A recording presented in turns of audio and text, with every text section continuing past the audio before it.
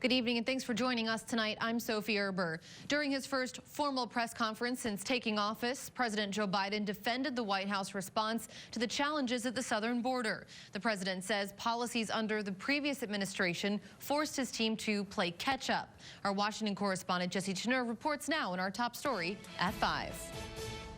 I'd like to think it's because I'm a nice guy, but it's not. President Joe Biden stresses his administration is not to blame for the recent surge of migrants, many unaccompanied minors, at the U.S. southern border. It's because of what's happened every year. The president notes a similar surge occurred in 2019 during the Trump administration. Does anybody suggest that there was a 31% increase under Trump because he was a nice guy and he was doing good things at the border?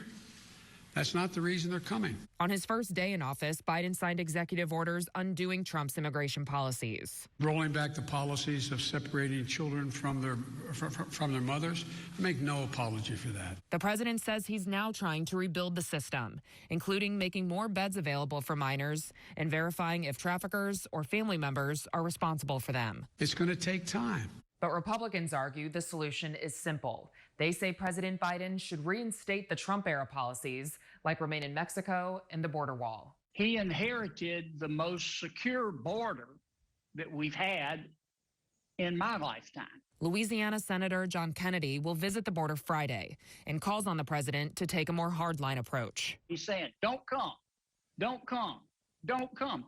But I think the new administration believes in open borders. The president says he has yet to visit the border because he, quote, doesn't want to become the issue. In Washington, I'm Jesse Cheneur. There are some new developments tonight in the court case to stop recreational marijuana from becoming legal in the state of South Dakota. Attorneys for the state say backers of the voter-approved constitutional amendment took an illegal shortcut that went against the Constitution. Now, in a new court filing, they go on to say the amendment should have gone to a state constitutional convention, which would have then decided whether or not the changes belonged on the ballot. Now, the Supreme Court has not yet set another date to hear these arguments in court. A shortage of supply is slamming the brakes on the auto industry, literally. Some Siouxland auto shop owners tell us with stimulus checks, people have a little more money to spend, and because of that, business has been booming lately. But because of the shortage, they're struggling to keep up with demand. Coming up tonight at 10, KCAU 9's Lydia Vasquez explains how that's impacting local auto shops and consumers. And it's time tonight for our first check on the weather. Meteorologist Marcus Beasley standing by. Marcus, another day where I appreciated not having to use the windshield wipers, but didn't feel all that warm. That's right. It was a little chilly today as well. Temperatures in the mid to upper 40s throughout much of the day here in Siouxland. And those clouds moving back in this afternoon, that kind of kept temperatures down a little bit. I think if we had that sun last a little bit longer, we would have seen temperatures warm up a few more degrees. Only reaching up to 48 degrees today here in Sioux City, 50 in Norfolk, a high of 52 recorded there in Yankton, 46 in Lamar's, 48 in Cherokee, and Storm Lake with a high of 45 degrees. Overnight tonight, you can expect temperatures to drop down to right around the freezing mark, so we're going to be there in the low 30s overnight tonight. It does look like we are going to see clouds increasing throughout the night and into the day tomorrow, as it looks like we will see some more wet weather possible tomorrow night and into Saturday. More details on that and the warmer temperatures in the forecast as well coming up in the 9 on 9. Sophie? Like the way that sounds. Thanks, Marcus. Well, spring has sprung and local landscaping businesses say they're already gearing up for a busy season. As the ground thaws out, homeowners are starting to care for their lawns, and we're bringing you some tips on how to keep your lawn green. From business owners of Lawn Bros, Isaac and Levi Henn. Now, they say even just raking off the dead leaves and other debris from last season out of your yard to let the rain and nutrients get down into the grass can make a big difference in your lawn's health. You'll hear more advice from them coming up tonight at 6. Morningside President John Reidners drove a tractor through campus this morning to show his support and honor National Agriculture Week. Students in the ag program are celebrating by having a week filled with activities, all related to Morningside's Agricultural and Food Studies program. Now, some of those activities include mini golf, movie night, and a panel where the students have a chance to listen to experts speaking about the topic. I can't say enough about the students in this program. They are some of Morningside's very best, and they go off and make differences in the ag world throughout the Midwest. So this is just a great program under the great direction of Tom Paulson, and it's fun for me to be here. Their goal is to recruit more students as well and also bring awareness to their agriculture club there on campus. And we're getting a peek at Adventureland's newest roller coaster, set to open up this summer in Des Moines. Crews held the first test run of the Dragon Slayer, as it will be called, earlier this week. Now, the new attraction is a 4D coaster, which actually rotates the riders independently of their orientation on the track. Park officials say testing of that roller coaster will continue for a number of weeks. Dragon Slayer is set to be ready sometime in June. Graffiti can often be obscene or feature profanities, and that's why one local artist decided to use her skills and develop some new ones while covering up the offensive tags. You'll meet her now in this week's Siouxland Story. When you think of graffiti, you might not think of pre-planned, larger-than-life works of art. It's often letters or crude pictures sprayed haphazardly on the side of an old building or train. But Jessica Hammond, known as Brutal Doodles in the art world, is taking the legal route, beautifying the old Grandview Park water towers. One of the biggest, coolest things about doing the graffiti pieces up here is covering up a lot of the chaos that exists on the water tower. There's a lot of profanity, there's a lot of immaturity, a lot of kids that just want to come up here with a Sharpie and write on the wall, which doesn't look very good. These water towers are more than 100 years old, and for the past few years, the city gave permission for artists to paint there, specifically ahead of the July 4th holiday. The tradition was that every year, right before Saturday in the park, they would come up and add new pieces and clean it up and make it look really nice before Saturday in the park. But the writing's on the wall. The old concrete vessels will be reduced to rubble soon. Still, Jessica said she felt moved to cover up the ugly phrases with a fresh coat of creative paint. I think it's only right to cover a lot of that up, cover as much of it up as I can so the water towers can go out in style. The cool thing about knowing that it's temporary is there's no pressure to be perfect. I'm just out here practicing her out-of-this-world style with a new medium on a unique and temporary canvas. I've always been fascinated with outer space, and around last year, I really started to hone in this style that I'm doing of aliens and spacemen and Space Steve. I've just been calling her Space Babe. This was just a drawing that I did a couple months ago. I'm really not that used to the spray painting yet. That's why I have all these drips that appear. That's not really intentional, but I mean, I think it looks cool anyway. If I had special caps for the cans, I could do smaller detailed lines and different types of things, but all I have available to me is the Home Depot special. And because the wall is already covered with decades of old paint and crumbling concrete, creating art on top of the offensive graffiti was complicated. There's a big old phrase across this whole part. So what I started with was filling in the background just to get it all covered up. And I knew that I was gonna have to make it a long piece. So I was like, well, I'll just draw her laying down. And then I had my friend pose for me. And so I just kind of sketched it out on the wall with white paint. And then I went through and I filled in all the colors. In the future, Jessica says she hopes the city allows graffiti artists the same liberty. I would hope that when the new towers are built, however long that takes, maybe a couple of years, that they would open it up for people to paint again, because I think it's a really cool thing about Sioux City that this is available to us. So until Space Steve and Jessica's other cosmic creations come tumbling down, they'll stand as a short-term reminder to visitors of the park to keep their community clean and beautified. I was actually blown away by how much attention I got for this, because this was just something fun that I wanted to do with my buddies. I'm not getting paid for it. I invested all the money in the paint. It was really cool how much love I got from the community just for coming out here and having fun with my friends. Iowans are able to gamble on the NCAA tournament for the first time at local casinos, and one Siouxland establishment has gone all in on this year's championship. We'll take you to the Grand Falls Casino coming up in about 11 minutes. And it's looking like showers possible tomorrow and into Saturday. A sunny and mild week next week, and 70s expected on Monday. Details on all of that after the break.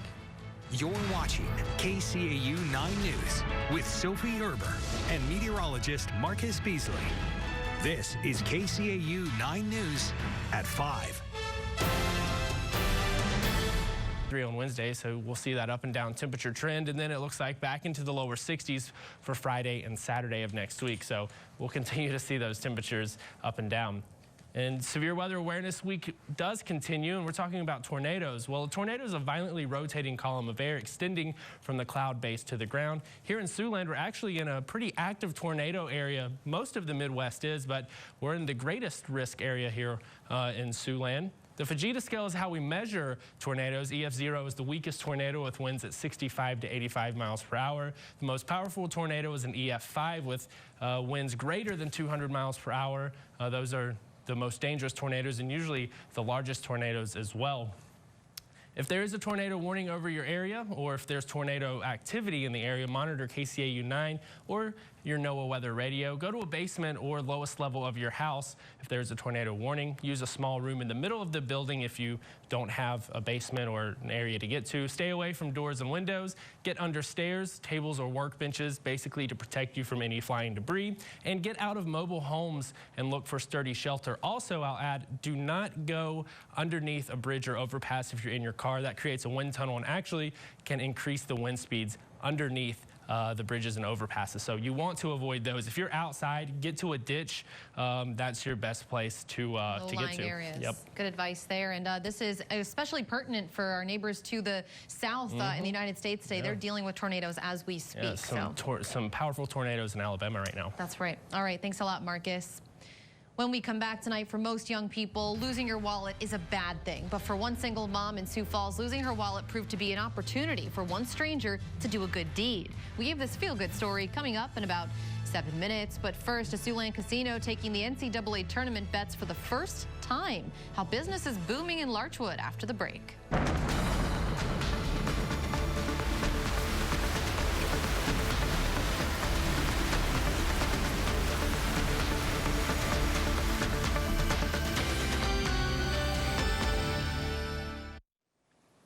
The office pool is not your only option when it comes to cashing in during March Madness now. It's the first NCAA basketball tournament for the Betfred Sportsbook at Grand Falls Casino in Larchwood, Iowa. As reporter Perry Groton explains, people are excited to get in on the action. Matt Bjorkman is making his picks for the Sweet 16 round of the college basketball tournament at the Betfred Sportsbook in Grand Falls Casino. Been going with the underdogs and getting lucky. Betting on the underdogs paid off for Bjorkman in the opening rounds of the tournament. I hit a parlay, hit a 3-team parlay, and been sticking with Oral Roberts' Summit League team, and they've been doing really good. And hope they win again, because I'm going to bet on them again. Grand Falls Casino says it was standing room only at the sportsbook last weekend, and they expect more big crowds this weekend. The NCAA canceled last year's tournament because of the coronavirus, so there's a lot of pent-up demand here at the sportsbook to bet on this year's games. I think everyone's just ready to, cheer on, whether it's their local favorite team or just a team in general, just to kind of see them go all the way. This is the first March Madness for the sports book, so there were a lot of unknowns for the casino going into the games. Friday night, I opened up my beer cooler and I was like, we don't have enough beer here. Players like Bjorkman are betting that March Madness will be a winning wager all the way through the Final Four. I've been waiting for it for a long time, and now it's here, and I'm really enjoying it. Losing your wallet would cause just about anybody to panic, but a Sioux Falls woman says she's happy today after getting her wallet back with a special surprise. That story in just a few minutes. Misplacing your phone, keys, or even the remote control, something many of us have done before, but when it comes to losing a wallet, real concern could set in. That's what happened for one local woman, but as reporter Sophie Heineman tells us, it may actually have been a blessing in disguise. Kim Bramer is a single mother of 2, working a full-time job as a nurse's assistant at Sanford Health. March 19th was her day off. She was running errands when she noticed her wallet was missing after leaving the Sanford Wellness Center. And I started panicking now because I'm like, I had my whole life in it. I'm like, where's my wallet? I have to get all this stuff done. I had to get formula. I had to get everything done that day. She retraced her steps with no luck. And when a phone call from her boss came through, even more panic set in. I looked at the number and I was like, oh no, I'm supposed to be at work right now. Top off my day, I'm supposed to be at work. Well, he goes, hey Kim, it's Joe. And I said, oh no. And he's like, no, this is a good thing. And I was like, what? He's like, you remember Dr. Atchison? Dr. Scott Atchison retired from Sanford Health about a year ago. He and Bramer were coworkers who hadn't seen each other since his retirement. And because I was in a bicycle instead of a car, as I pulled out of the Sanford Wellness Center parking lot, I saw a wallet, and it was pink, so I knew it probably wasn't mine. The wallet was in fact Bramer's, so the two made plans to meet for her to retrieve her wallet, catching up beforehand about Bramer's newest daughter. I was sitting at home waiting for her to stop by and thought, well, I hope I have some cash. I'll put that in there and surprise her with it. That will be just something fun to do. And so that's what I did. I went to his house and got it, and then I left and I went to the store, and when I pulled out my ID, there was a $50 bill on it with a note from Dr. Atchison that said, congrats on your new baby, buy her a cute outfit. With her wallet found and a thoughtful surprise inside, she says the gesture nearly brought her to tears, reminding her just how much good is around us. It just goes to show that there are still good people out there, and you know, there's compassionate people out there. Taking a live look outside right now from Orange City, Marcus returns with one more check on your forecast. Stay with us. Before we wrap up here at 5, let's check in first with Tim for what's coming up at 6. Hi, Tim. Hey, good afternoon, Sophie. As cases of violence against Asian folks across the country, people with that descent, continue to grow, people here in Sioux City are coming together to remember those lost in recent mass shootings, as well as trying to foster a path forward to avoid that type of violence here in Siouxland. We'll have a live report coming up tonight at 6. Elsewhere ahead after World News tonight as well, Iowa's a step closer to restoring voting rights to felons. The Iowa House has unanimously passed a proposed amendment to the state's constitution. Of course, the House passed bills like that just 2 years ago as well and failed to get support out of the Senate.